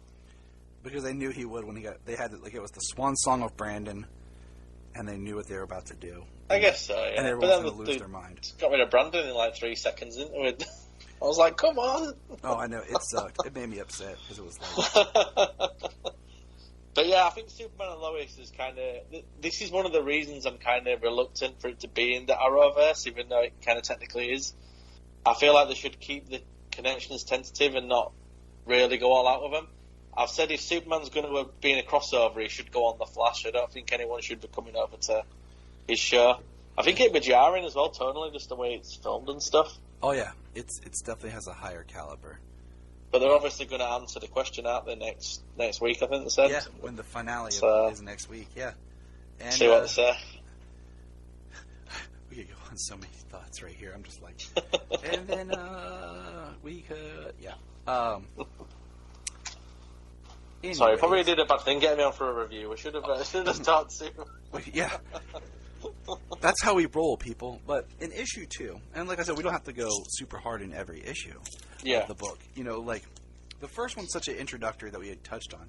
But the second issue, I like how each issue starts a little bit in the past. It's Lois narrating the flashbacks, yeah. And she's talking about the farm that they're living on. And, we see young John and we see Clark, and he doesn't really have his suit yet in the flashback, and he doesn't have a beard. And John's probably about 2. And then we go back to the shuttle, and then we have John at school. He gets in trouble because some people say these classmates are taunting him. And then Lois picks him up, and he starts, questioning, asking his mom questions, and she's trying to dance around it. And then they're attacked by inner gang thugs. And she's like, we don't see what happens, but she comes around, and John's standing over this dude with a lead pipe. And she tells him, that would sound like that, yeah. She tells him to run, and she's like, Dad will come, and he's kind of like, what? And this is one of my favorite 2-3 kind of pages of Superman right here. Is where you see them running, and then you see this guy, like on his phone, say, I'll call in her license plates to see, and then boom, you see his face smashed. And then you see these guys walking, and then one disappears on top of it, and then comes up. Do you know what it reminds me of? Sorry. If you say the Velociraptors attacking in the high grass in Jurassic World, yes. I wasn't going to say that, actually. I was going to say Batman Begins, where he first comes out as Batman in the docks. Oh, because he's just taking people out, and they don't know what's going on. And I think reminds me of that a little bit. Oh, I agree. I just like... That's my favourite Batman film, by the way, if you wanted to know that answer. Mine too. Actually, it's mine too. Like, I like... this is how we do it, people. I love Batman Forever, because it just hit me the right time as a child. Like, I had a bad experience with Batman Returns, and that's a whole other story I've talked about many times. Oh, okay. And Batman Forever just hit me at the right time. You know, I was 10, my brother was 7. It's underrated, Batman Forever, I think. It's such an interesting talk and debate of a story. And I just think that as a Batman film, origin, pure Batman, that Batman Begins is my favorite and the best. Yeah, I was really excited for that film as well, like before it came out. I like the Batman. I didn't like that one, but there's things in it that I feel like the cut that was in theaters should have been the director's cut. I think there's it's very long. I think he could have snipped and everything a little bit and made a little bit more of a faster paced and cut out certain things in that film. Because, you know, I'm not saying everything has to be made for kids, but kids are going to want to see it. I know what you're saying, yeah. Kids are going to want to see it. You're making toys and merchandise for them. Give them a movie that they can watch. And then Batman Returns.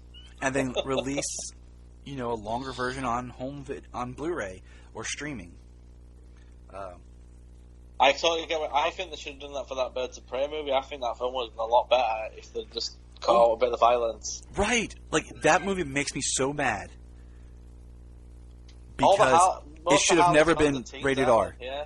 Because you have... Stupid decision. Because everything that's in that movie that's rated R is a snip here and a twip there. Yeah. And I actually edited a version of that movie for my daughter. Because she loved Harley. And so when it came out, I bought it, and I ripped it, and I edited it, and have a version for my daughter to watch. That's good. I think that's really good. I actually really like that film. I think it gets a lot of flack, but I think it's quite a fun little movie. I like it, but at the same time, there's parts of it that just... It cheapens itself by jumping around in time, because it lets you get away with different things. And it's a budgetary saver, much like the first Deadpool movie. 100%, yeah. I think there was a cooler way to make the film. I will totally agree. I think they should have had some proper costumes in it for a start. But don't get me started, I'll go. Yeah? I actually think, you were about editing, actually. I want to set someone a challenge up. Sorry, just didn't have a tangent here. The Snyder Cut. I want somebody to make like a 2.5-hour version of it, just to see if it could be done. Oh, yeah. And make sense. Yeah. Because I think if you think about what would have come out in 2017 if they had the 2-hour mandate and all that other palaver stuff, there might have been a version that would be like a more accessible version for like young people and stuff and moviegoers. I would say 2:45. Yeah, I think you'd have to do it probably 2:45. Yeah, and I think because like each film got a little bit longer, like Man of Steel and then BVS. I love those 4 hours for me, but yeah, for a good theatrical run, yeah. But I think Birds of Prey should have never been rated R. It was the wrong movie to try to do that for. Yeah, we could keep going, but back to the book. Henshaw, John is listening to his parents outside, and then we get a backup page about someone light years away on another planet. Dum dum dum. Quick question: when you first read this, did you think that was Maxima? Because I totally did when I first read it. I thought it was a backup story the first time I read it. Like that was like a different story. Like I didn't realize it was actually tying into it. There was anything to do. Oh, right, okay. I was like, oh, what's this? Okay, and then I kind of just brushed it off, and then because like when this came out, I think there were several issues into it before I actually understood what it was, and then I went out. Oh, okay. And I got it, and I got all the issues to catch up. Yeah, I waited till it had ended and just dived into it straight away then. What happened was I understood what it was doing, and I read the first one because a friend of mine had it, and then I loved it so much, I was like, I got to buy this. I got to get into it. Yeah. And it's one of those, anymore when there's short runs like this, I've kind of got to the point where I wait and buy the trade because I know I'm going to enjoy it much more. I think I prefer this kind of story as well. I'm not really into like the whole... I can't bother to keep up with the continuity and stuff. I rather would read like these kind of like... I agree. Contained stories. I agree. So. It's so much easier to... Hey, here's a great... Like even this one that teeters on having stuff that you should know before and after. It does a good job of filling you in. Yes, doesn't it? that's what I'm about to say. It does a great job of filling you in enough that you can really understand what happened. This issue, number 3, has a new character, Blank. Christopher Lambert from yeah, Mortal that Kombat. is like the first super villain that this Superman actually gets to take on, because he says he has telekinetic powers and telepathic, and he was never on the other Earth, and he talks about where he had to put him, and he puts him in his fortress, his place of being. And then that was all in the flashback, and then we come up to Clark did, he searched the Intergang stuff. Their Intergang didn't know who they exactly were meeting. They just know they were going after who they thought might be the Author X. That's right, yeah. I'm just thinking they didn't actually know who she was, did they? They just assumed she was Author X, yeah. Because they followed You're still her. right, to be fair. Yeah, because they followed her car from... And Clark, they have a new car. John comes out, and they try to talk to him about, hey, that was something that's going on. We talked to the police. Don't say anything to anybody. And then he's getting on his bus, and Lois says, you trust him to ride the bus?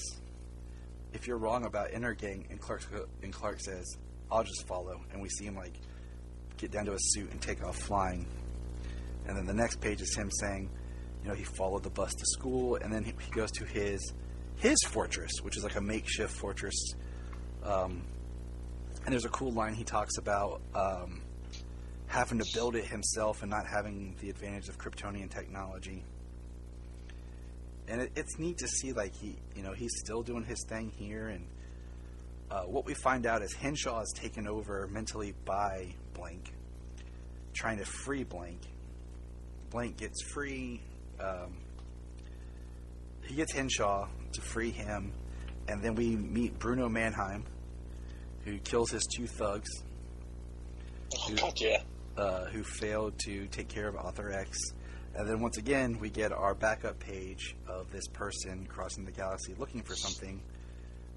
And I'm with you. At this one, I was like, oh, that's Maxima. Because it has... I was convinced, yeah. It has that Maxima feel. Oh, yeah. It was cool to see a Dominator as well. I do like the Dominators. Yes. Oh, crap. And then issue 4. Let me get over here in my book. I gotta take them all out one at a time. This is the one where they go to Metropolis, right? Yeah. At the beginning, they're in Metropolis as several years ago, and there's the saxophone player who recognizes Clark's voice, and we see it's their anniversary, and they buy a Superman T-shirt for John. And Clark kind of smiles and talks about the symbol being different. He's like, I like mine better. And she says, this is the only Superman John knows. And then they almost see Jimmy Olsen. Well, they see him. They kind of have to... Yeah, they kind of have to she puts a hood up, doesn't she, and they kind of duck away. Yeah, so Jimmy doesn't see him. And they would be a little older than the, Clark and Lois of this world. And well, that does come back, doesn't it, in Rebirth when she... didn't she try and take the place of her, and she's worried because she looks a bit older, yeah? Yes. And that was that's why you had that first Rebirth story. And then when they do Reborn, it kind of makes everything work out. Hunky-dory. Yeah. As always. Yeah, it's kind of like in the comics, now is we're still, the fallout from Bendis revealing Clark to the world, and it's will we eventually get back to get me started. When will we get back to the status quo of Clark having a secret identity, which I like. I don't like everyone knowing. I mean, it is a fun... It doesn't work, does it? I think if you're in, the Legion of Superheroes time, it's absolutely fine by then, but it's like when you watch that Elseworlds, we're talking about when Clark's talking to Kara and she's talking about not revealing her identity, because I think the president wanted to know it or something. Yeah. And he's like, the identity is, they keep our loved ones safe and stuff, and in fact, that's what I mean about Supergirl. They made a big deal out of keeping her identity there, then 2 seasons later or whatever, they took it away, didn't they? Okay, I'm on record. I hated this finale of Supergirl. It didn't feel... I stopped watching after season 4, so I thought it just got terrible. I had to go on through, man. We had to finish it for the podcast. That's where we started, but I hated how it ended. It didn't feel like a series ending. It felt like a season finale to start a new season with an interesting plot, and I did not like it. But they totally did the Bendis. I mean, I had a lot of issues with that show. I won't go into me because I don't want to annoy any fans. But he's like, I don't want to be here for another hour and a half, dude. No, yeah. Bendis. Let's not get started on, but let's just pretend they don't exist. My thing, if that had been in a graphic novel, Elseworld story, yeah, sure. But for the main continuity, it just bothers me because it serves no purpose. I understand the point of they're trying to make in the story, but at the same time, it's too difficult because there's a lot of stuff you would think that would be happening they don't write in the story. But yeah, anyways, we have Lois and dropping things off to her editor for her book, and we realize that it was a setup, and she has John with her, and that Inner Gang is there to get a look at her, and she runs into Bruno Mannheim. Meanwhile, Clark's in the fortress fighting, and there's a lot of interesting dialogue in this about him. He's not as powerful as he was, and he doesn't know why. Yeah. They mentioned something. Is it the sun daughter or something? Is it because of the sun's different or something? Oh. That's one of his theories, and I don't remember if that's brought up played off. Did they ever kind of solve it? Or in Reborn, everything gets solved. Everything gets solved. I mean, did they ever explain it? Sorry, or was it just one of them things that kind of? I don't know. Let's pretend that didn't happen. And that's the thing is, I'm kind of in the mood to do a Rebirth reread just because I love the stories with Superman and John. So, but we have supposed to bring the Eradicator back in there as an LD Eradicator. So, yes. So Superman's fighting Blanc, and then he's out. He's free. He's talking about how he has to get to California to go after the woman and child, and then we're on the 6th moon of Jupiter. So I was going to say, whenever I hear the woman, I always think of Superman fall, but woman with Nuclear Man. Nuclear Man. Destroy Superman. I want him to come back in Superman and Lois because I think they can completely redeem that character. Yeah. I think I want the next season of Superman outfit, and Lois to be. I want them to figure out something. I want a couple of the characters to just disappear because I'm tired of them. And I want the cushions. Yep. Yep. You knew exactly what I was saying. I haven't watched the newest episode that just aired because I always watch it with my wife. It was really good. I'll just say that much. And that's what I heard, and I'll watch it tonight when my wife gets home. Yeah. But yeah, I'm done with the Cushings. I really don't like what they've done with those characters. I don't think they've been written well at all this season. Especially Sarah. It's just like she's like Lana in Smallville. Sarah's just horrible. Get fed up of her. Sarah just turned horrible, and Kyle turned horrible. Yeah, he did that. And I'm just like, wow. This is how we're going to chat, people. We're going to go in between issues. We'll talk about whatever else pops up. Issue number 5. Oh, you don't have to apologize.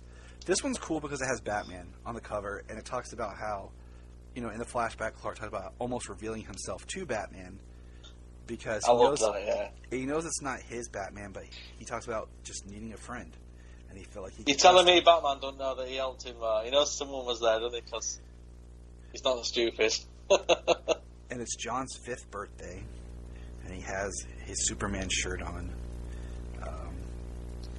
And then we're back in the modern time where he's fighting with Blanc. And Blanc trying to reach out to Lois, and we see Clark show up. And I love the "No, you don't." He punches him, and he just keeps fighting with him. And Lois is on the phone. She's yelling for Clark. Clark's getting the crap beat out of him, but Henshaw, the hold that Blanc had on Henshaw is released, and Henshaw gets in one of the ships that's inside the fortress and blasts.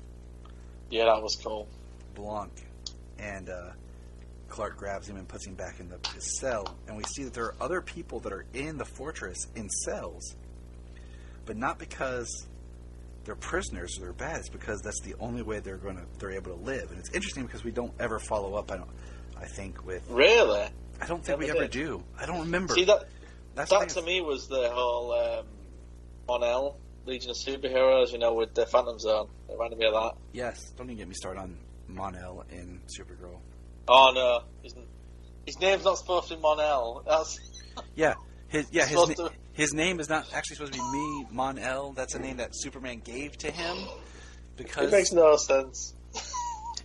Why would his name be El?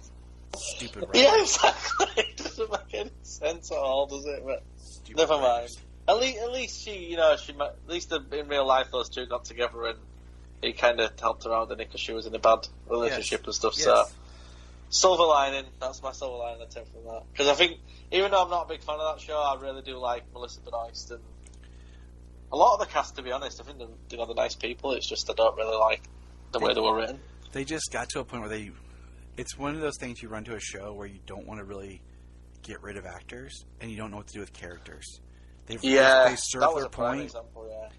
and you can't change. You can only change up so much, and I feel like that's what happened. But whatever. And that's why Supergirl became like a background character in her own show after a few seasons, didn't she? Because anyway, sorry, I'm doing it again. Nope, you're fine. They should have gotten rid of Dreamer. I feel is a character that served her purpose, and then they just kept her around too long. And I really like, Nicola Maine. She's lovely, but it's just that character. I did not like that character at all. It was just like. And even Brainy, like when they eventually changed and he got his true Brainy. When he looked better, look. yeah. So in the end of the issue, there's a guy getting out of prison that they come to him and they want a television show called America's Favorite Badass. Yeah, and I'm like, weird. Yeah. Basically, they're gonna put him in a mech suit and let him tear stuff up. I feel sorry for this guy. I mean, set him up, don't they? I agree. Like, I was just reading this, like, oh yeah, because I like how there's not exactly one through villain in this. There's like little obstacles in each issue. Yeah. Like we had Blank in 2 episodes. We have this mystical woman. We have the Henshaw here that Clark drops off on the island, and him and Henshaw make up a story.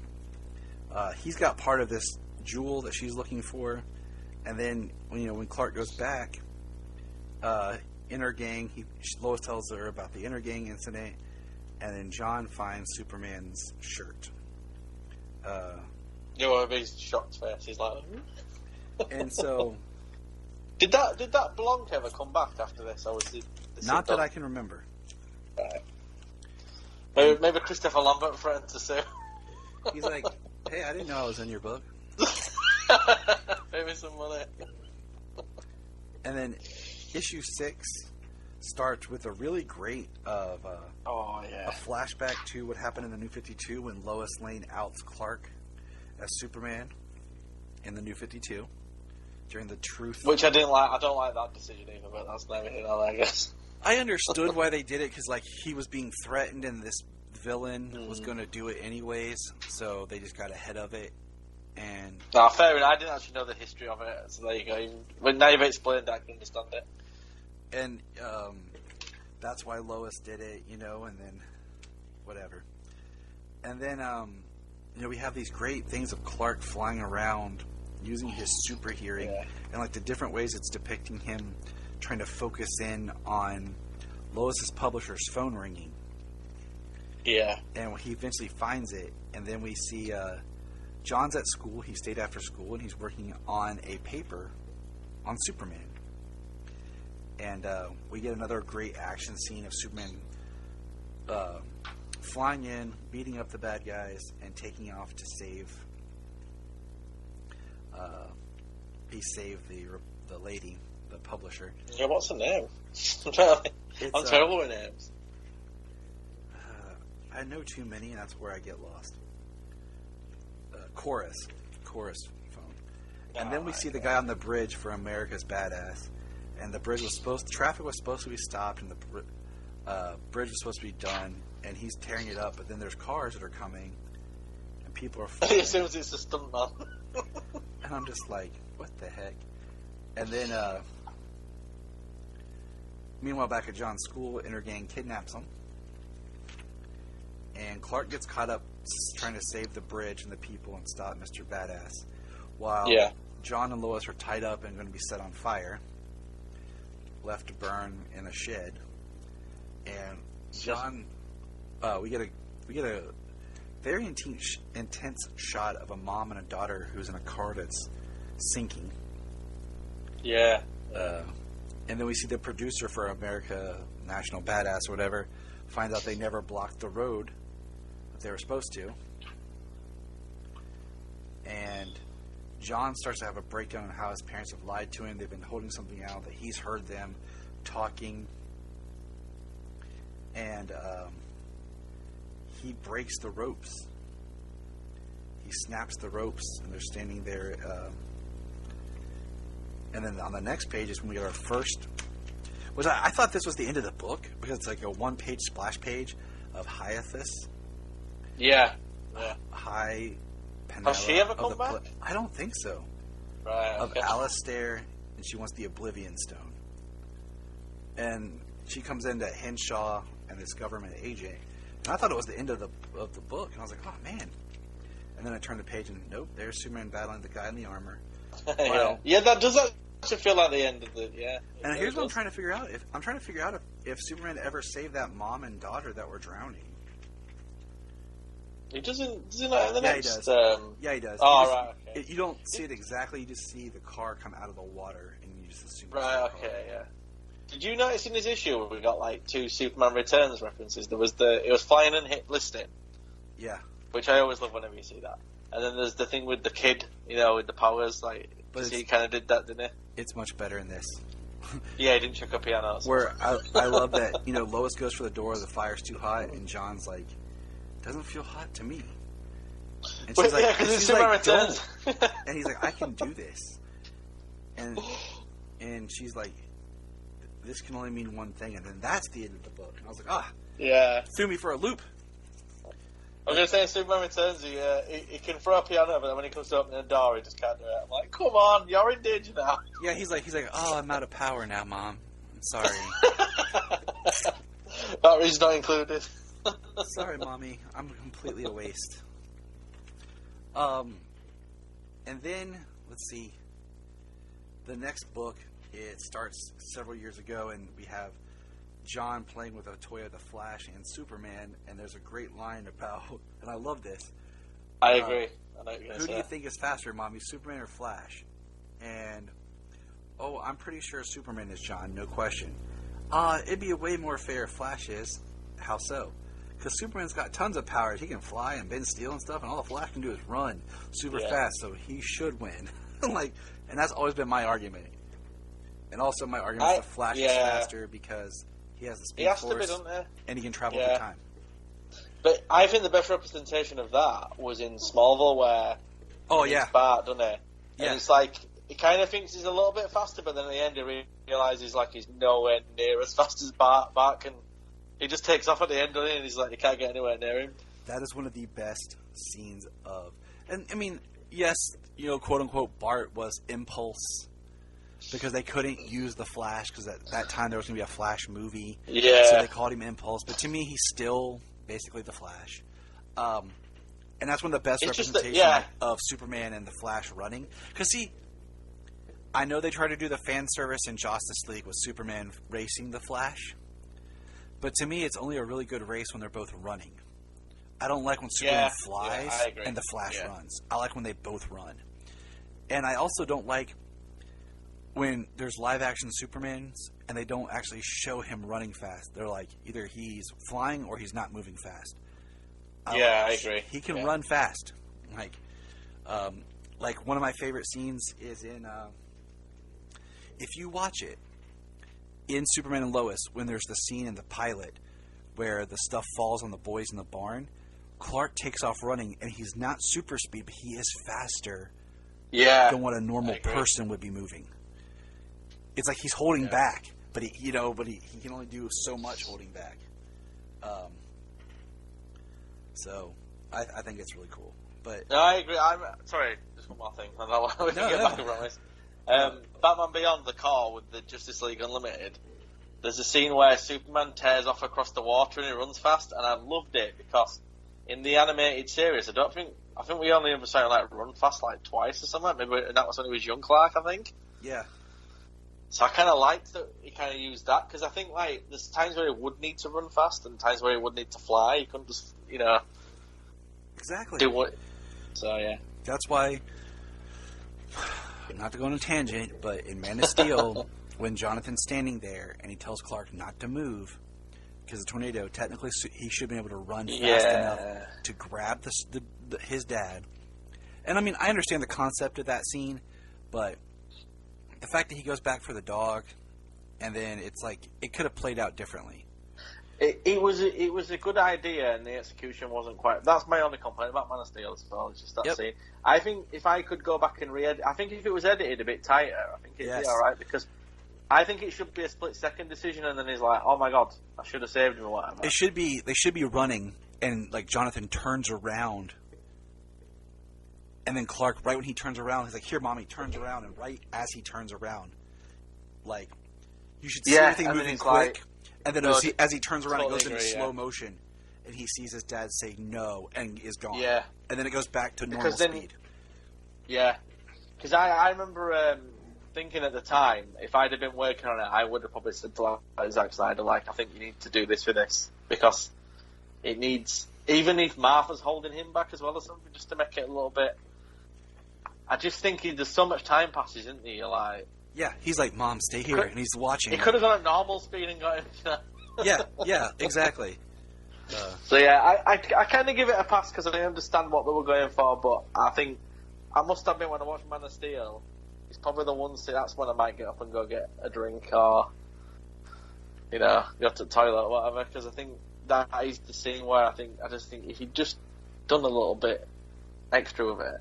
Because if it was a split-second decision, it'd be a little bit more acceptable, but because he's, like, watching him for half an hour, you're kind of like, just go on, what do you say?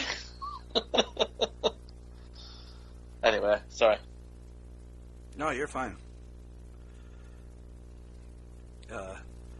And I agree, like, editing is key. Like, you tighten that junk up.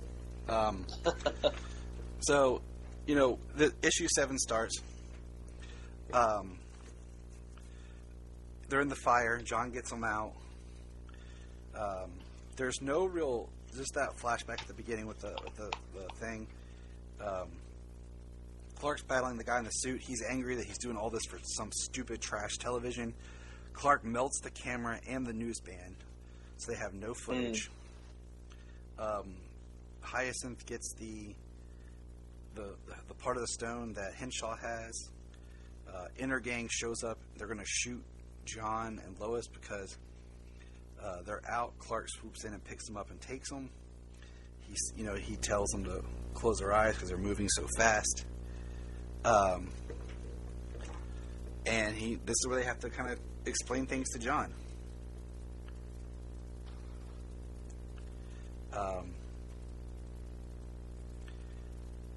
And they're trying to explain to him like about from another multiverse, and they're like, "Have you heard about?" Could you imagine? Have you heard of the multiverse? And as soon as he says no, you're like, oh, I was relying on you knowing about it.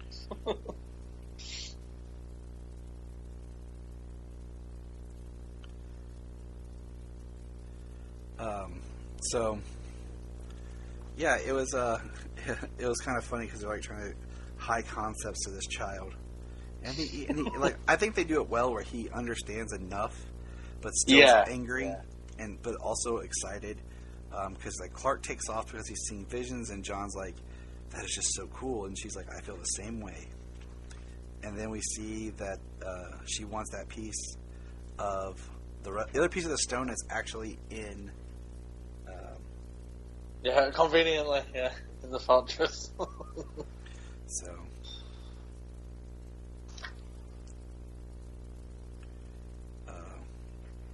Well, surely she must have come back at some point, because this story didn't get wrapped up here, does it? It kind of does. I mean, it's weird because, like, here it is on issue 8. We start that panel of him flying towards Earth is brilliant, by the way. It's one of that. It's beautiful art.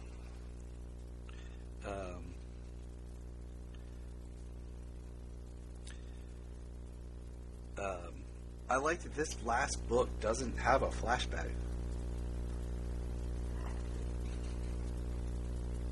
It just because it's in modern day, isn't it? Yeah. Because he starts to... And he tries to fly, doesn't he? Yeah. And he tells her, like, he's got to protect her from Inner Gang. Clark goes to his fortress, finds her. He's flying. He goes and he finds her fighting. Yeah, that's where the panel is where he's flying. That I loved. Henshaw and the agent and her, and then it dawns on him where the other piece is. Vines attack him. Her sword cuts him. He's fighting, uses his heat vision. Lots of inserts here into this issue for Rebirth advertisement. The agent starts shooting bullets at her. She stops them. Basically, yeah, you're right. I need to look this up because she leaves because she says she wants the stone, and I shall have it. And she leaves, and then the agent basically says he's had a theory that all these miraculous things have happened and somebody's been there. And he just flies off. And even Henshaw still says, I don't know, I just met him for the first time. And covers for Superman. And then we're back at the farm, and he shows up, and he tells John and Lois what happened. She talked about her books coming out, and that'll get rid of Inner Game because the police are already making arrests. And then Clark gives a speech about feeling odd, and he's telling him that, everything... that everything will be okay. And he gives John his cape. And it's the cape that he had, his red cape, and then John relaxes, and the last page is John flying up and, says, ta-da! And Lois says, I always knew you were my little Superboy. And it's a great story and a great just version of the characters. Yeah. And especially when you think where it's going to go, like it's a nice little segue story in the sense of... And it's crazy because it doesn't feel that old, but yet all the advertisements for 2 months are all for Batman v Superman. Oh, really? Oh, gosh. What was that now, about 5-6 years ago now, was it? Yeah. It was in 2016, so it'd be... I should know that. I was you, my summer boss. My oldest one, I mean. Not my youngest.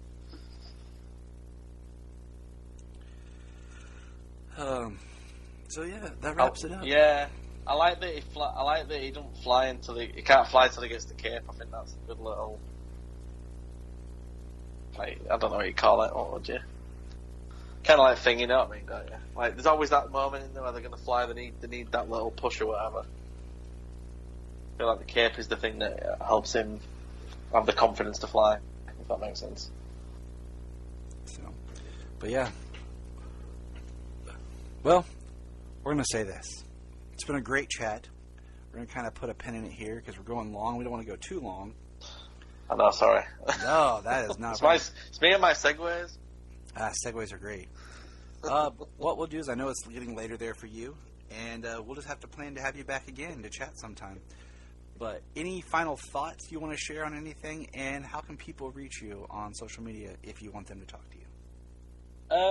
Yeah, if you want to find me on Twitter, I'm at SteveBob1984, and if you want to follow the Slasher Vidcast, it's on YouTube, but like I say, I haven't done an episode for a long time, but I'm going to get back to it when I feel like it. Alright, everybody. That was Steve. Thanks, Steve, for being here. I'm glad you came. Thanks for having me. You're welcome. And remember... Look up in the sky! We just want to say, if you've enjoyed this podcast, please check out other podcasts on the Press Play Podcast Network. Remember to check out Krypton Report on all social media platforms. Go to linktree.com/Krypton Report. You find all of our information right there. And if you want to keep Krypton from exploding, join our $1 a month Patreon. That's right, for $1 a month, you'll get extra special content that you don't get on the main show, like movie commentaries and whatever else comes out of our mouths. So check it out, patreon.com/Krypton Report. If you are like Tyler and James and can't get enough super talk, check out these other podcasts. Digging for Kryptonite, Supergirl Radio, The Last Sons of Krypton, The Superboy Legacy Podcast, All-Star Superfans, Superman the Animated Podcast, The Aspiring Kryptonians. Always Hold On to Smallville. Caped Wonder. The Geek of Steel. And Truth, Justice, and Hope podcast. Hey, we're going to press pause and hear a few words from our other podcasts on Press Play Podcast Network. Hello, Brooks here with the Books with Brooks monthly book club podcast. Here's how Books with Brooks works. We read one book a month, and then we talk about it. Classics like Stephen King's The Shining, debut novels like We Are the Brennans by Tracy Lang, and tons of other compelling, life-changing stories, one book and 1 month at a time. So come read along with us, and then listen in. This is Dan Jurgens, and if you want to have a good time, keep listening to the Krypton Report.